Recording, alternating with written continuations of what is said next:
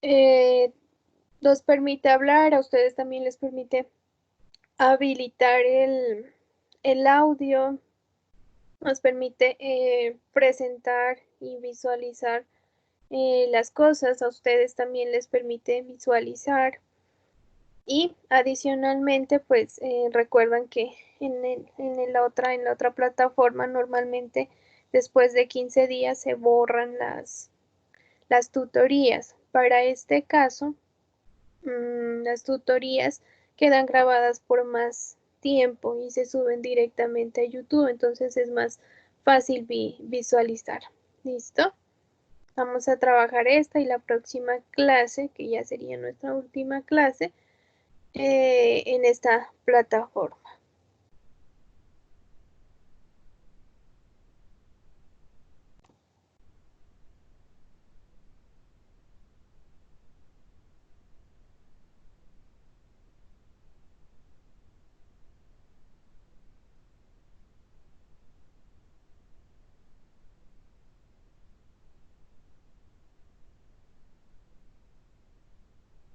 Bueno, seguimos esperando para que el resto se pueda conectar. Espero que no hayan tenido ningún problema.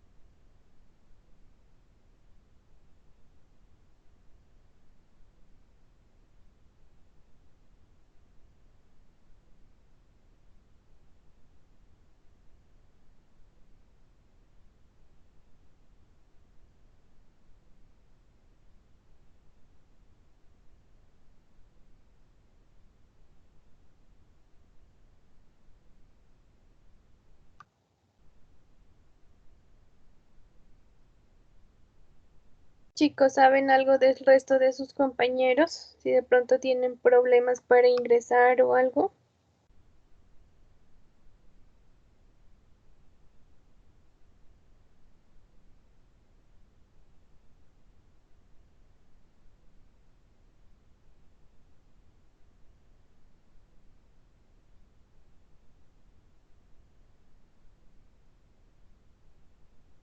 Jesús, bienvenido, buenos días.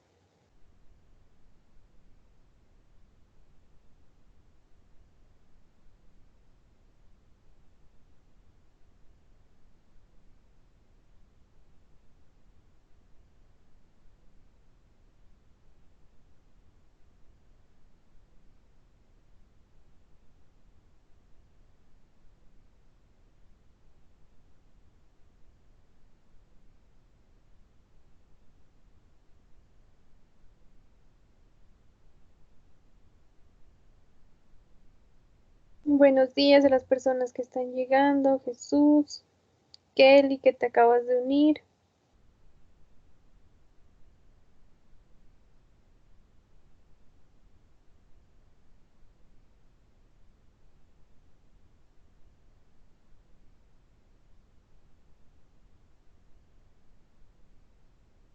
Estoy esperando a que esté la mayoría para poder iniciar.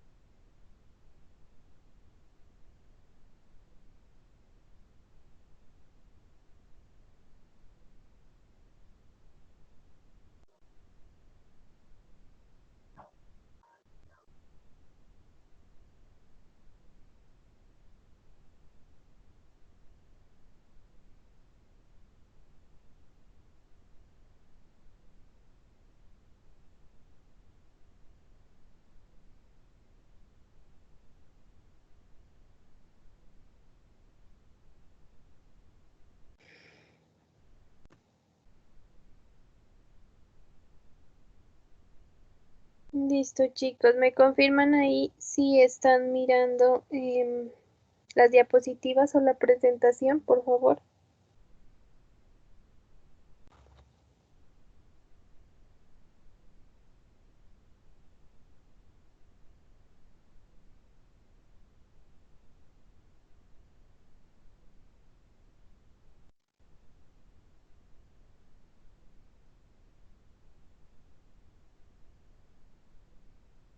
¿Sí las están mirando, chicos? Alguien que me confirme. Camila me dice que no. Ok.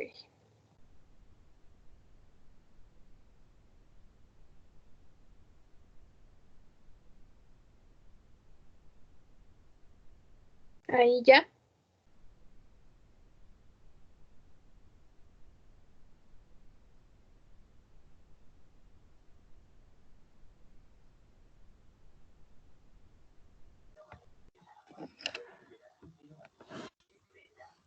Buenos días, profe. Y ahí sí se mira ya la Sí, presentación.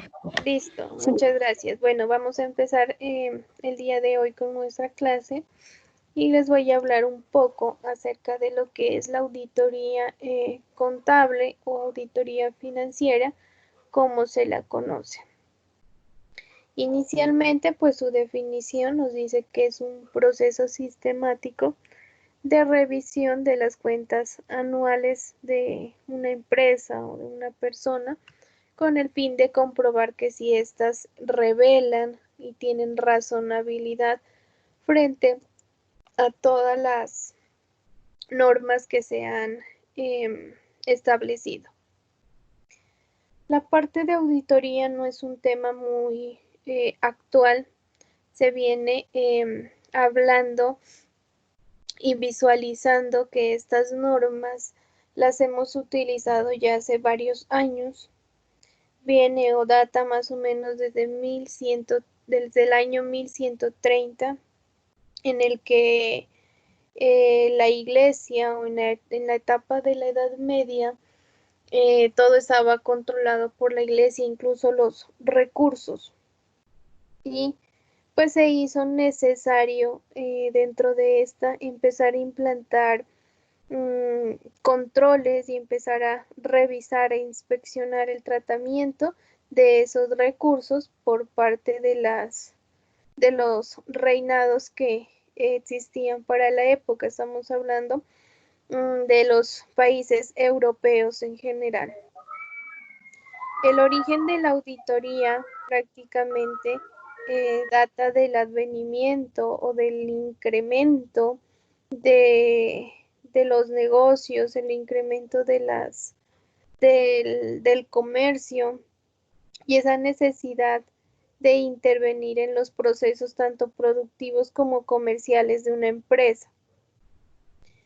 Dentro de la auditoría, pues el principal personaje dentro de este proceso es el auditor. Por lo general, se busca siempre que sea una persona externa y esa persona externa tiene que ser imparcial porque va a revisar, va a auditar, va a inspeccionar diferentes documentos que pueden ir en contra de uno u otra persona. Entonces, por lo general, se busca que, que sea imparcial y que sea un tercero que no se conozca dentro de las entidades. Inicialmente, cuando se creó, cuando apareció esta parte de la auditoría se basaba en el resguardo de los activos y tenía como finalidad verificar la parte de los ingresos. Posteriormente ya ha venido modificándose y cambiando año a año, así como la contabilidad se ha adaptado a los diferentes cambios, la auditoría también ha tenido que hacerlo. Aquí en América Latina, la primera evidencia de que empezó a ver o que empezó a practicarse la parte de la auditoría data cuando estaba la corona española en el territorio de América. Ellos designaban a una persona para controlar el manejo de los bienes y de los recursos que se manejaban para la época. Posteriormente, ya con todo el proceso de la colonización, el proceso de la independencia en Colombia, para el siglo XVI se creó un organismo a la cual se le llamó Real Audiencia de Santa Fe de Bogotá.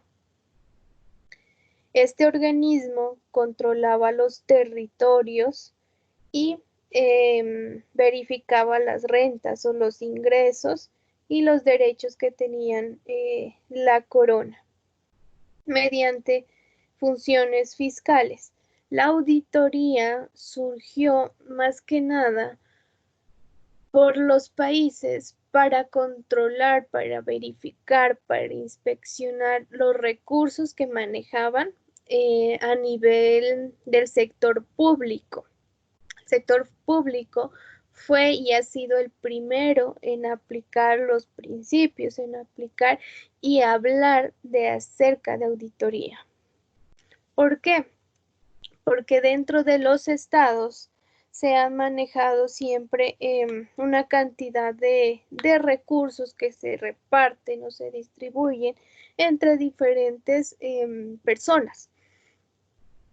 Y en esa medida, pues se hace necesario empezar a inspeccionar que esos recursos vayan dirigidos y se cumplan a cabalidad el fin para el cual fueron dados. Entonces, en América Latina y en especial en nuestro país, los primeros auditores, las primeras normas de auditoría surgieron con este fin, de regular, de inspeccionar todas las entidades de carácter público y lo que para la época le pertenecía al país. En 1918 se reglamenta la ley contra los empleados de Hacienda y en esta ley se sentenciaba pena de muerte cuando se encontraba que estas personas estaban cometiendo fraudes o malversaciones de los recursos del dinero, es decir, que no estén aplicando o que no, que digan que hicieron una cosa y que últimamente no la hicieron. Pero posteriormente, pues con los cambios que tuvo nuestra constitución política, ya esa parte de la pena de muerte fue fue desapareciendo, ¿no? Sí, sí se contempla pues la parte de auditoría, los casos cuando hacen fraude o malversación de los dineros públicos, pero ya no hay estas penas de gran categoría. En 1821 se crea la Contaduría General de la Nación, como un ente fiscalizador, como un ente regulador de esos dineros públicos. En 1923 se crea la Contraloría, que actualmente o hasta nuestros días es la directamente encargada de revisar, de inspeccionar y de pedir informes a todas las entidades del sector público, y se supone que hace esa auditoría a la parte de contratación, a la parte del manejo en sí de todos los recursos públicos.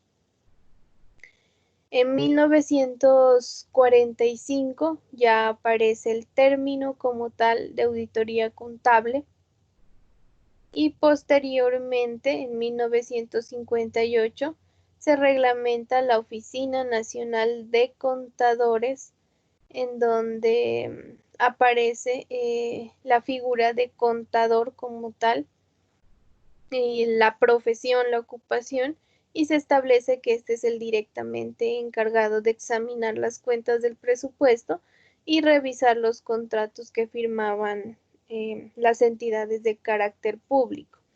Entonces, vuelvo y repito, inicialmente estos conceptos de auditoría a nivel mundial surgen inicialmente con esa necesidad de controlar, de revisar qué es lo que están haciendo los estados, los gobiernos con los recursos públicos. Posteriormente, pues ya se verifica, las industrias empiezan a crecer, las empresas empiezan a crecer, aparece la parte de inversión extranjera y se hace necesario que esa auditoría no solamente pertenezca a ese sector público, sino que además pertenezca, sino que además también vaya a, a los sectores, al sector privado.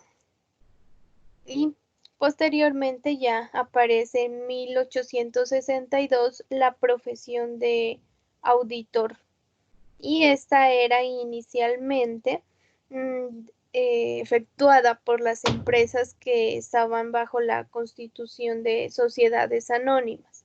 Ya a partir de los años pues ya se extiende al resto de empresas. Inicialmente dentro del sector privado, la auditoría aparece con dos fines.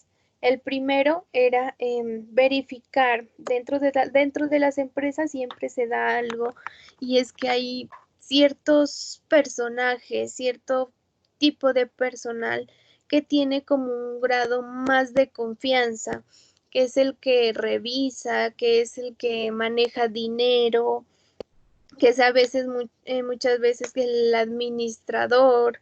Entonces, dentro de la auditoría, el primer objetivo era mirar si esas personas, que se las categorizaba como de confianza, estaban actuando de manera correcta. Y la segunda era que si esas personas estaban informando a los socios de la empresa la forma responsable, de forma responsable los logros y el desempeño de la empresa, es decir, que si estaban revelando, informando aquellos sucesos que eran de mayor relevancia.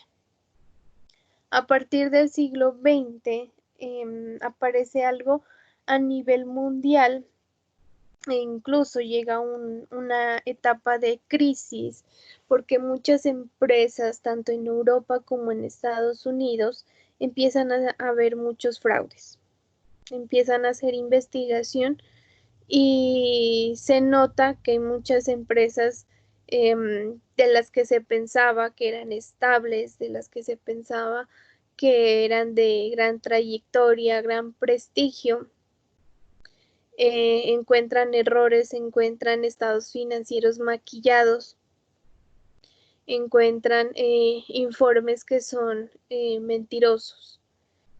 Y empieza como la preocupación en Estados Unidos frente a qué es lo que está pasando, puesto que estos confiaban en esos informes que estas empresas daban, y la mayoría de estas empresas cotizan en bolsa, y recuerden que la bolsa de valores más grande en nuestro país pues se encuentra en Nueva York, en Estados Unidos.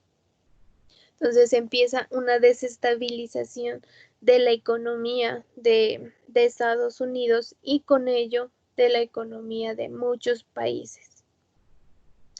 Y empieza una crisis económica mundial a raíz de los fraudes que se han cometido. Entonces aparece, no sé, creo que en la anterior clase o en alguna de las clases yo les hablaba del caso de Eros como principal.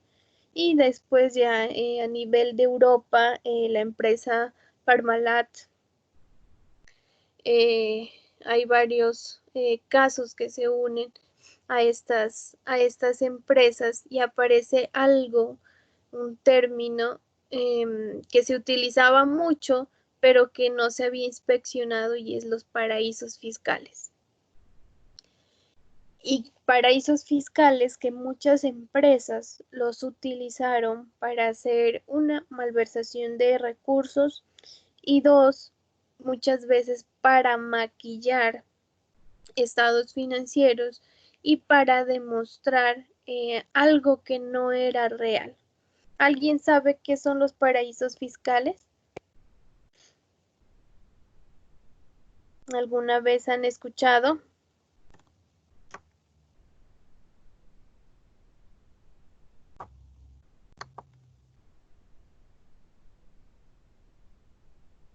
Porque me imagino que alguna vez sí han de haber escuchado en alguna película, de pronto, en todo el proceso de su carrera, lo que han visto hasta ahorita, en las noticias. No sé si alguien ha escuchado el término.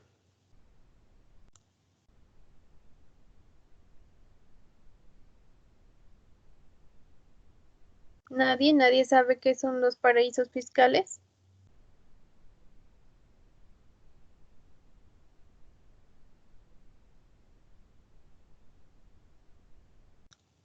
Profe, Dime, Jamie.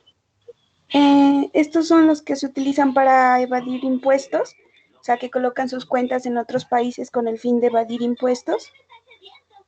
Sí, en un principio, bueno, en un principio los paraísos fiscales fueron creados con otra connotación, ¿no? Con el hecho de servir de inversión extranjera para muchos países, y garantizar el resguardo de esa inversión, y que nadie, absolutamente nadie, podía conocer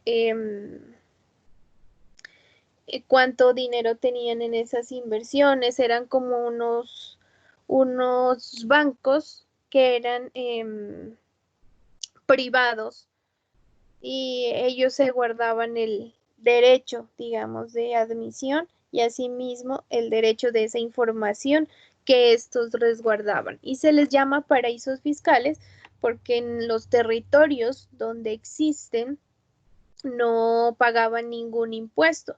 Entonces muchas personas pues miraban esto como una garantía, como una ayuda, como un apoyo, y como algo financieramente viable, porque estaba libre de impuestos. Ese fue el objetivo para el cual fueron creados. Sin embargo, con el pasar de los años, pues el hecho de tener estas características, libre de impuestos, seguridad frente a la información, que no divulgaban quién era la persona que tenía esas cuentas, esos depósitos, esas inversiones, ni tampoco el monto, el dinero, absolutamente nada. Entonces muchas personas miraron en estos paraísos fiscales una opción para realizar desvíos de dinero dentro de las empresas y empezar a cometer fraudes. Y eso fue lo que aplicaron y eso fue lo que hicieron muchas empresas en Estados Unidos y a nivel de Europa. Empezar a crear paraísos fiscales para hacer aparentar que la empresa contenía varios activos, para hacer aparentar que la empresa tenía respaldo en esos paraísos fiscales y muchas veces esos paraísos fiscales se vuelven como depósitos de tránsito, porque ¿qué es lo que hacen las empresas? ¿O qué es lo que hacen las personas cuando están cometiendo algún fraude dentro de los paraísos fiscales? Sacan el dinero de la empresa, lo depositan en una cuenta X en el territorio todavía y posteriormente e inmediatamente cuando tienen ese dinero lo sacan a una cuenta dentro de los paraísos fiscales, pero no lo dejan en uno solo, sino que empiezan ese movimiento, lo dejan por días nada más y empiezan en un depósito, luego al otro, y así pasan por varias entidades bancarias y hay un proceso que se llama tránsito. Y más cuando digamos, yo tengo un paraíso fiscal en Panamá y luego me voy a Suiza y luego me voy a otro país. Entonces, mientras está en Panamá y yo lo dejo ahí 2 días y al tercer día digo, no, lo voy a trasladar a Suiza. Panamá me dice, listo, yo se lo paso a Suiza, pero yo lo voy a pasar a Suiza, todo el proceso de tránsito, todo el proceso frente a papeleo que se realiza, demora entre 3, 5 días. Entonces, eso era lo que hacían muchas personas, que pasaban de uno al otro, del uno al otro, y cuando iban a verificar esas cuentas, hasta el momento en que no se hacía efectivo ese traslado, seguían apareciendo los saldos, tanto en Panamá como en Suiza, cuando era solo uno. No sé si me estoy dando a entender cuál es el manejo que hacen frente a estos fraudes. Entonces, al aparecer ese mismo saldo en los dos, mostraban eso a los socios y obviamente que el activo, los bienes de la empresa pues eran elevados, pero era una falsedad. Entonces, muchas empresas a nivel mundial empezaron a utilizar esto. Por eso apareció en Estados Unidos esa necesidad de formar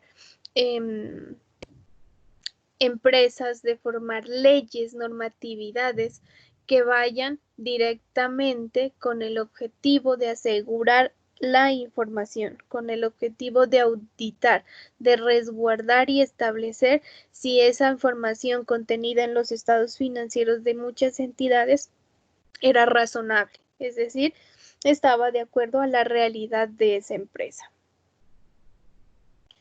Estados Unidos es un pionero y es uno de los países que tiene mayor control a nivel financiero. Por eso allá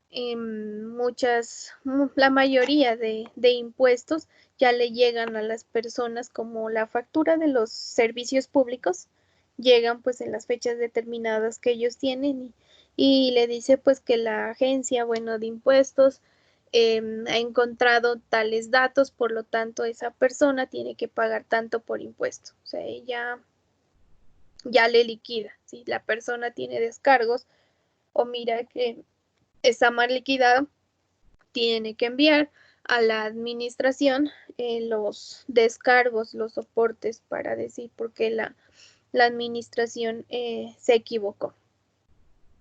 Sin embargo, Estados Unidos empezó a raíz de estos problemas a crear diferentes controles y dentro de las firmas de auditoría más grandes, dentro de las firmas de auditoría más prestigiosas en su mayoría, pues vienen de Estados Unidos. Actualmente, A raíz de la globalización, a raíz del surgimiento de las normas internacionales, pues se estableció también que debía haber unas normas internacionales de aseguramiento y de auditoría dentro de los países y que sea de nivel internacional y que se debían de aplicar pues en la mayoría de los países que se habían acogido y que ya estaban aplicando NIF. Por eso en nuestro país, dentro de la ley 1314 del 2009, también se estableció que Colombia iba a utilizar e iba a aplicar los estándares internacionales de auditoría. Actualmente el organismo regulador, el organismo encargado de publicar, modificar y emitir este tipo de normas es la IFAC. La IFAC viene desde 1977 a nivel mundial. A nosotros pues nos acogimos en el 2009. Sin embargo, alrededor del 2017 es cuando ya se hizo de manera obligatoria la aplicación de estos estándares. Estos estándares son un poco más rigurosos. Son un poco más rigurosos y solicitan ciertos procedimientos y sobre todo trabaja con un conjunto de normas que le exige al profesional contable ser y aplicar estándares de calidad, estándares frente a ética, principios que hay que aplicar en el momento de ejecutar el trabajo como auditor. Bajo la ley 1314 y el decreto 2420 que me habla de NIF, pues se faculta al profesional contable a dar fe pública sobre los asuntos de interés y las organizaciones mediante la recolección de evidencias para determinar la confiabilidad y la calidad en la ejecución de las actividades. Es decir, en últimas palabras, faculta al contador público para emitir, para dar conceptos acerca de lo que está dentro de las entidades, dentro de los informes. El alcance de la función de la auditoría, primero que todo tenemos que partir de que dentro de la auditoría hay dos, ¿no? Una que es interna y otra que es externa. La auditoría interna nos dice que revisa, evalúa las operaciones a nivel interno, pero los documentos que éstas emiten, el resultado de esa auditoría interna es efectivamente interna, solamente es dentro de la empresa. Cuando se hace una auditoría de tipo externo, dentro de las empresas, inicialmente pues se contrata a personal que sea externo, que no tenga ningún tipo de relación con ninguna persona dentro de las entidades. Ese es como el principal requisito.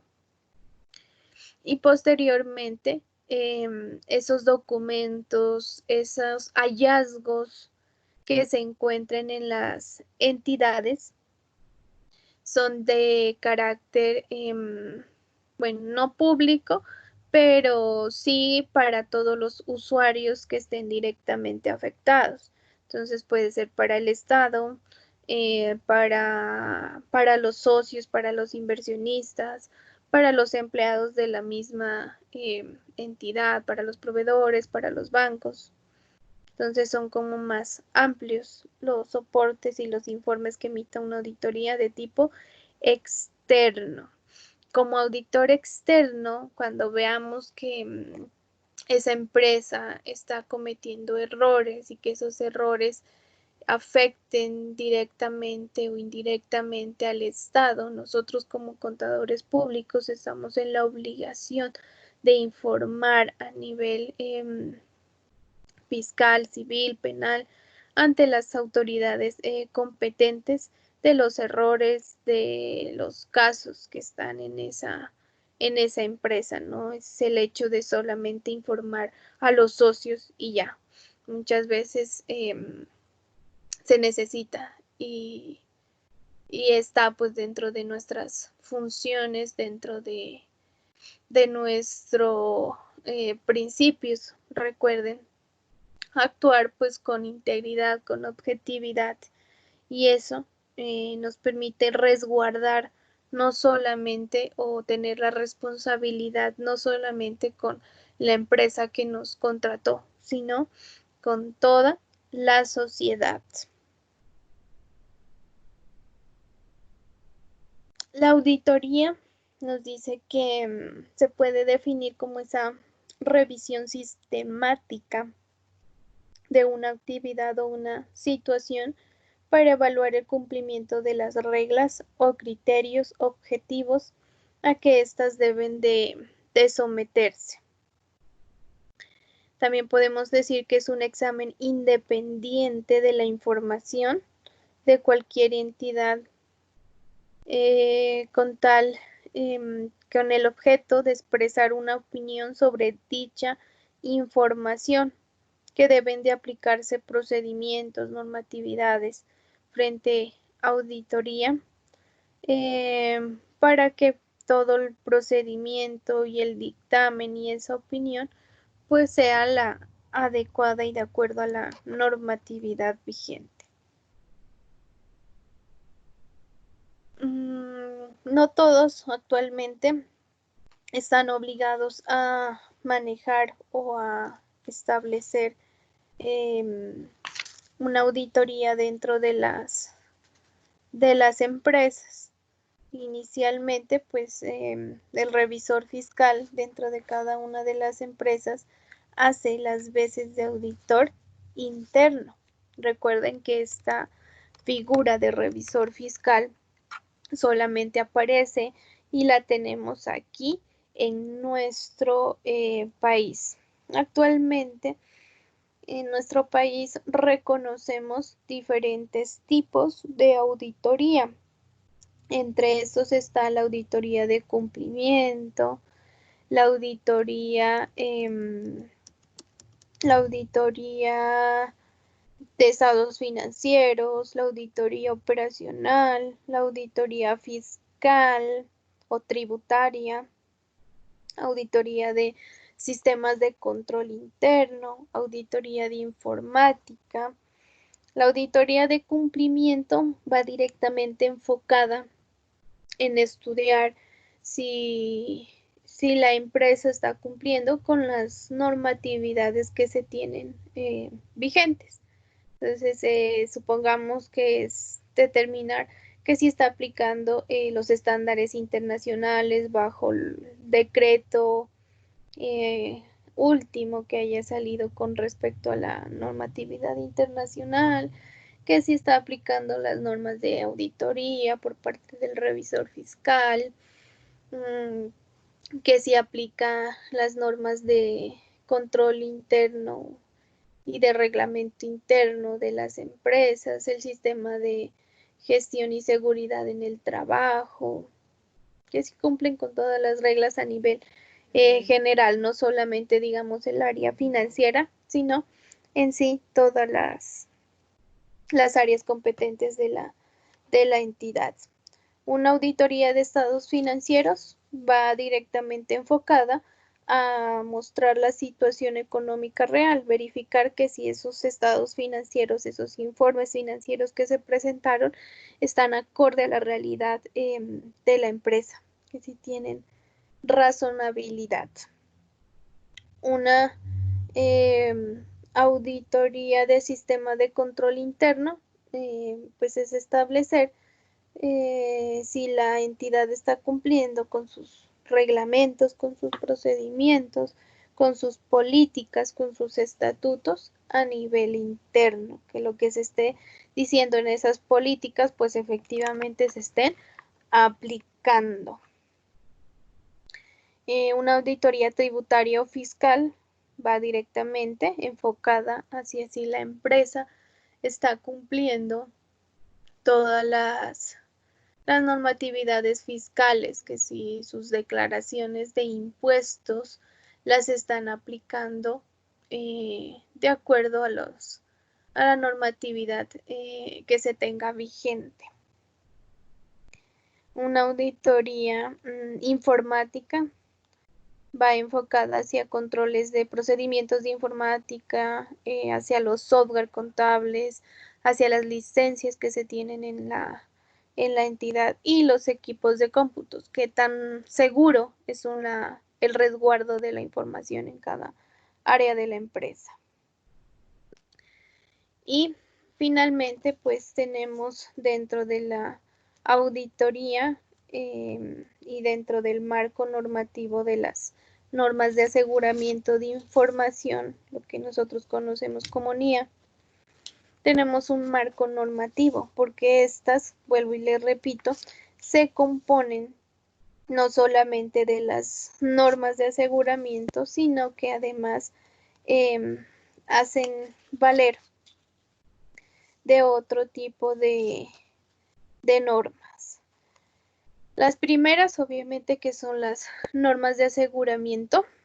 Tenemos normas internacionales de control de calidad, normas internacionales de trabajo de revisión, normas de trabajo para atestiguar, normas internacionales de servicios relacionados y el Código de Ética Internacional. Las normas internacionales de auditoría, en su sigla NIA, sus principales, primero que todo, pues que son de obligatorio cumplimiento en nuestro país a partir del año 2016, sin embargo, la mayoría de empresas empezaron a aplicarla como desde el 2017. En el 2016 salió el decreto en el que decía que ya todas las personas tenían que aplicarlas, pero no se había estructurado, reglamentado como tal. A partir del año 2017 ya se empezó a aplicar. Va dirigida pues hacia todos los contadores o profesionales contables independientes y que realicen trabajos de auditoría de la información financiera. Este conjunto de normas está compuesto por otro conjunto como de estándares, de reglamentos, y entre esos tenemos los principios y responsabilidades generales y cuáles son las NIA que los contienen. La evaluación y riesgo y respuesta a los riesgos evaluados, las evidencias de auditoría, auditoría de grupos y uso de trabajo de otros, conclusiones de auditoría y presentación de informes, áreas especializadas. Dentro de cada una de estas NIAs, pues se hablan de temas específicos. Por ejemplo, esta norma de NIA de 230 nos habla de la documentación de la auditoría, o sea, cuáles son los papeles de trabajo, qué es lo que se debe inspeccionar dentro de las auditorías. Esta NIA de acá, la 520, nos habla de los procesos analíticos. La 530, la muestra de auditoría, el muestreo, cómo se debe hacer, qué es lo que hay que tener en cuenta. Por eso estos estándares en general son un poco más rigurosos. Anteriormente nosotros trabajábamos con normas de auditoría, las cuales les llamábamos NAGAS, que sus siglas significaban normas de auditoría generalmente aceptadas. Estas normas también tenían algunos criterios parecidos a estas NIAs, sin embargo dejaban muchos vacíos y llegaron pues estas normas internacionales como con un poco más de rigor frente a la revisión, frente a la entrega de informes, y trabaja en mano conjunto y en alianza de otras normas, y en especial en ese código de ética. Las normas internacionales de control de calidad que complementan a las NIA establecen o nos dicen que deben ser aplicadas por las firmas de contadores, es decir, por las asociaciones de contadores, que presten sus servicios de auditoría, obviamente, y que dentro de estas entidades, pues se solicita que haya un cierto control de calidad con el fin de dar seguridad razonable sobre la firma y sobre su personal, dentro de los requisitos que deben de cumplir las firmas de contadores públicos, pues tenemos inicialmente el liderazgo y responsabilidad por la calidad dentro de la firma, es decir, que el personal de la firma responsable tiene que mantener responsabilidad frente a la calidad de servicio que está emitiendo. La responsabilidad va directamente, se le atañe a los dirigentes de cada una de estas entidades, y el objetivo es promover una cultura interna sobre la calidad. Debe tener y cumplir requisitos éticos relevantes, es decir, que tiene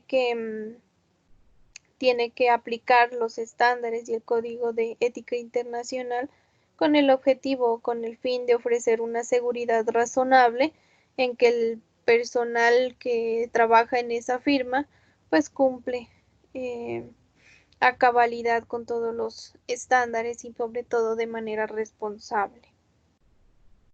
Aceptación y continuidad de las relaciones con los clientes y trabajos específicos, haciendo alusión de que no puede tomar, digamos, le entregan hoy un trabajo y deja pasar el tiempo y finalmente dice, no, yo ya no tomo, yo ya no trabajo, yo ya no hago ese determinado encargo, esa determinada auditoría.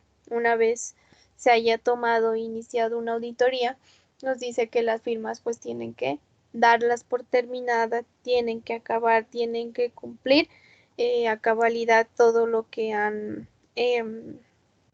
dicho que van a realizar en esa auditoría. Recurso humano, en cuanto a que el personal presenta la competencia, capacidades y compromiso hacia los principios éticos de la profesión.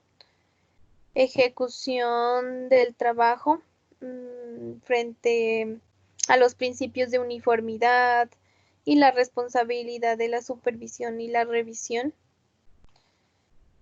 Monitoreo frente a la supervisión sobre las políticas, sobre los procedimientos relativos al sistema de control de calidad.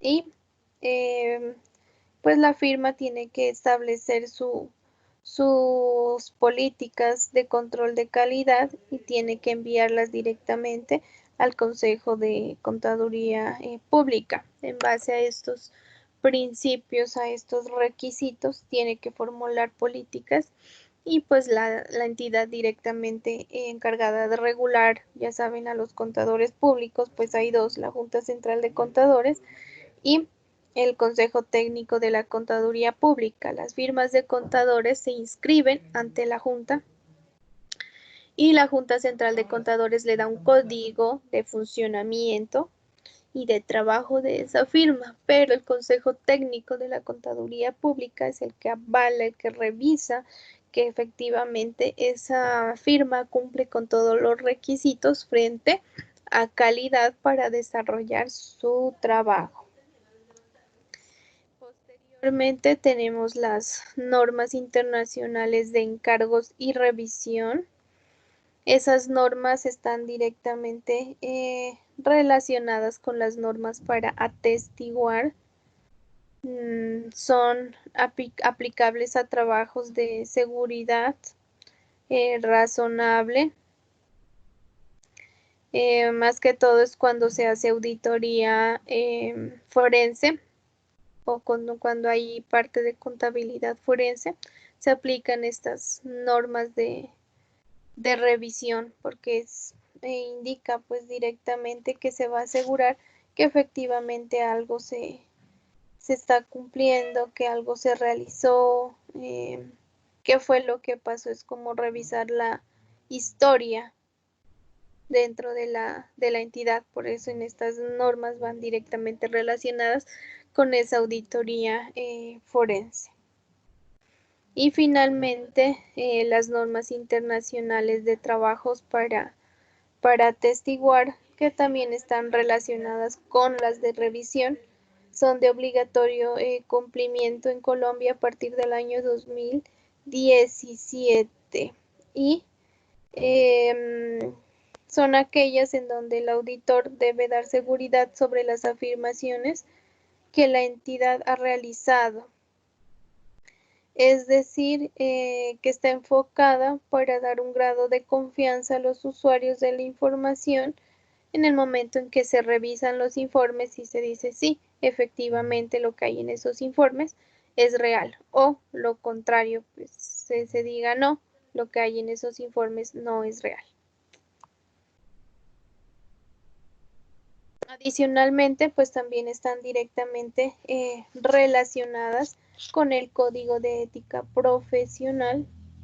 En el Código de Ética Profesional, pues ya saben que las primeras partes están divididas frente a los principios fundamentales de ética, el comportamiento, la identificación, evaluación y modificación, mitigación de cualquier amenaza a través de la aplicación de estos principios fundamentales. Y también podemos encontrar las actuaciones, ¿no? Depende del caso, depende en qué situación se encuentra el profesional contable, cómo debe de actuar. Este código de ética también está emitido por la IFAC y aquí en Colombia pues está regulado por el Consejo Técnico de la Contaduría Pública. Actualmente pues se supone que tenemos que estar aplicando este código de ética y vamos a tener dentro de las normas relativas a la ejecución del trabajo del contador público. En especial la auditoría las auditorías, todos los tipos de auditorías que tenemos actualmente, pues se aplican inicialmente al sector público.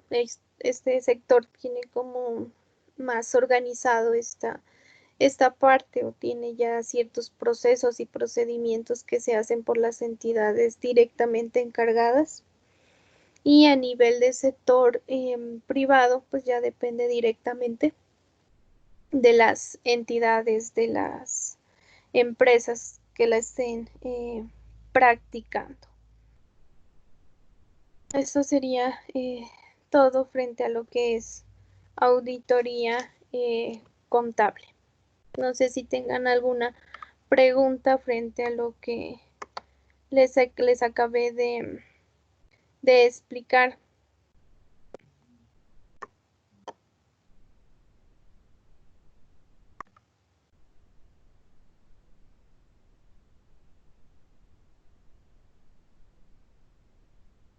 ¿Alguien tiene alguna pregunta?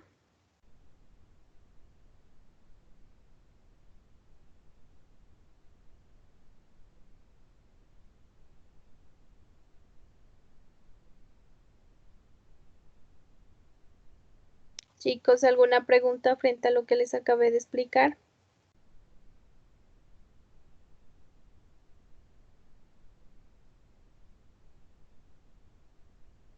Bueno, estuve revisando sus talleres, sus trabajos, hasta el anterior que me habían entregado.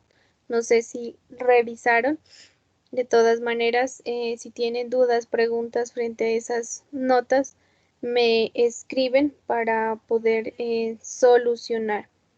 Tengo algunas personas de las cuales no me aparecieron trabajos, entonces por favor revisen esas notas. Estuve revisando el proyecto, el trabajo de investigación que realizaron entre ustedes como grupo. Me gustó bastante. Hay grupos que ya prácticamente acabaron, que enviaron todo el taller. Hay otros que hicieron la parte preliminar, sin embargo, pues hasta el momento está bien, no hay muchas correcciones. De pronto tengo correcciones, pero frente a los verbos que utilizaron en algunos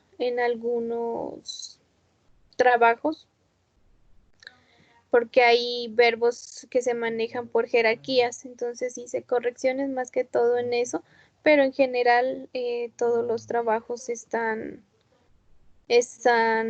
bien. No hay muchas cosas por corregir. Listo, entonces en ese orden de ideas, las personas pues que ya están acabando, que ya hicieron la mayoría de la mayor parte del trabajo, les solicito pues si pueden incluir de pronto ejemplos. Por ahí miré que uno de los grupos, creo que es el de ética, que ya avanzó, que ya tiene la mayor parte. Entonces, no, perdón, el de responsabilidad social, creo que es. Entonces, no sé si pueden incluir ejemplos, les haría falta como para que terminen. Porque el taller, si ustedes miraron la plataforma, lo que tendrían que entregarme para la próxima clase es eso, ¿no? El desarrollo y la continuación del proyecto de investigación para irles revisando. La próxima clase pues ya es la última clase que vamos a tener porque la siguiente ya es la exposición. ¿Listo? ¿Alguien tiene dudas, preguntas?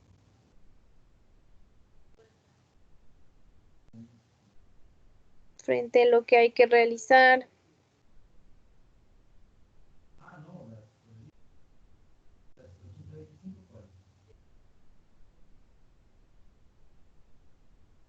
Bueno, de todas maneras, revisen sus plataformas y si tienen dudas y preguntas, pues me escriben directamente. ¿Listo?